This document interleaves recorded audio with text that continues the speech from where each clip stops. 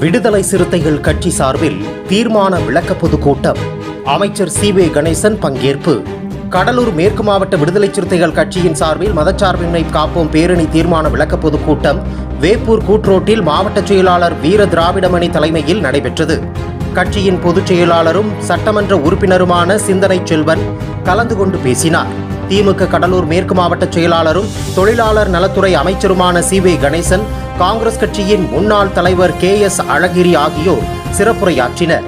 கடலூர் மாநகராட்சி துணை மேயர் தாமரை செல்வன், மண்டல செயலாளர் ராஜ்குமார், விசிக மாநில துணைச் செயலாளர் வெண்ணிலவன், மண்டல துணைச் செயலாளர்கள் 5000, பரசு முருகையன், மாவட்ட செயலாளர்கள் அறிவுடை நம்பி, மணவாளன், பாரா நீதிவள்ளல், அரங்க தமிழ் ஒளி, மு செந்தில் மற்றும் மாவட்ட நிர்வாகிகள் தமிழப்பன், செல்லப்பன், முல்லைவேந்தன், பாலா அறவழி, செம்மல் மருதமுத்து ஆகியோர் தீர்மான விளக்க உரையாற்றினர்.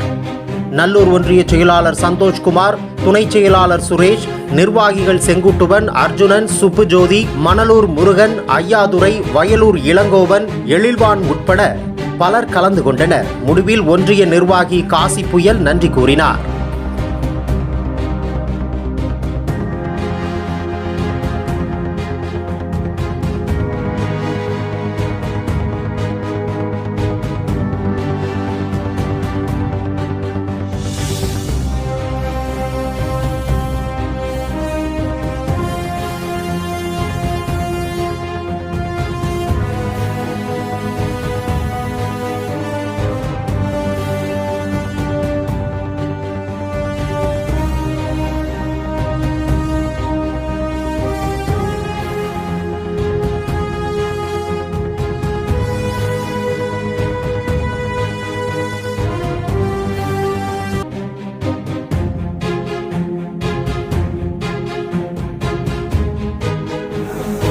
ஒரு தலைவர் என்று சொன்னால் அது எப்படி இருக்க வேண்டும் என்பதற்கு உதாரணமாக திகழக்கூடிய முன்னாள் நாடாளுமன்ற உறுப்பினர், காங்கிரஸ் பேர் இயக்கத்தினுடைய தலைவராக இருந்த அண்ணன் அழகிரி அவர்கள் கொள்கை வேந்தர். எனவே தம்பி இந்த சிறப்பான கூட்டத்தை ஏற்பாடு செய்து நடத்துவதற்கு நான் உண்மையாகவே அவரை பாராட்டுகின்றேன், வாழ்த்துகிறேன். இங்கே பேசிய அனைவரும் அண்ணன் எழுச்சி தமிழை பற்றி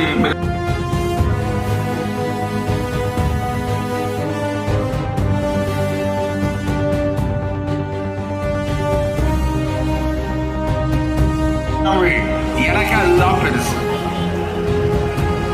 யாரும் தன்னை தாழ்ந்தவனாக கருதவில்லை, யாருமே தன்னை சிறியவனாக கருதவில்லை, யாருமே தன்னை பிற்படுத்தப்பட்டவனாகவோ அல்லது தாழ்த்தப்பட்டவனாகவோ கருதவில்லை. எல்லாருமே என்ன நினைச்சாங்கன்னா, என்னை பொறுத்தவரை என்னுடைய தாத்தா, என்னுடைய தந்தை, என்னுடைய அம்மா, என்னுடைய பாட்டி, எனக்கு முன்னோர்கள் எல்லோரும் இதிலே தான் இருந்தார்கள், எனவே நானும் இதிலே இருக்கிறேன், எனக்கு இது பெருமை, என்னை பொறுத்தவரை நாங்கள் தான் உயர்ந்தவர்கள் என்கின்ற ஒரு பெரிய பெருமையை அவர்கள் மனதிலே கொண்டார்கள். அதனாலதான் அந்த ஓம் நமோ நாராயணா என்கின்ற மந்திரம் பெரிதா எடுபடல.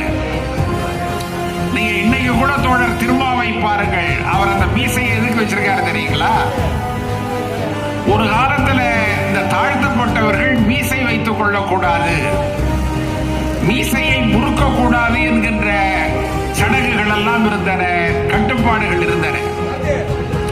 அதையெல்லாம் ஒரு வகையில் முறியடிப்பதை போலத்தான் இன்றைக்கு அவருடைய நடவடிக்கைகள் இருக்கின்றன. இதெல்லாம் எதுக்குன்னா, சமூகத்துல ஒரு மாற்றம் வர வேண்டும். போராட்டத்தில் நம்பிக்கையற்ற சூழ்நிலையிலும் ஒரு வீர மரணம் அடைகிற விடுதலை களம் மாத்திரமே எங்களின் கனவு என்கிற அடிப்படையில இயங்கிக் கொண்டிருந்த இந்த தலைமுறை தியாக தலைமுறையாக இருக்கட்டும் என்கிற முழக்கத்திற்கு இலக்கணமாக வாழ்ந்து கொண்டிருந்த விடுதலை சிறுத்தைகளை ஜனநாயக பாதையிலே ஒழுங்குபடுத்துகிற இந்த மகத்தான வரலாற்று முயற்சியில் என்னாலும் ஒரு வரலாற்று அடையாளமாய் நினைவுகூர தகுந்த, நாங்கள் மிகவும் மதிக்கிற இந்த மாவட்டத்தில் காங்கிரசுக்கு மாத்திரமல்லாமல் அனைத்து கட்சிகளுக்குமான ஒரு வழிகாட்டியாக வழங்கிக் கொண்டிருக்கிற மூத்த தலைவர் அண்ணன் கே.எஸ். அழகிரி அவர்களே, எத்தனையோ காயங்கள், எத்தனையோ வலிகள், எத்தனையோ ரணங்கள் எல்லாவற்றையும்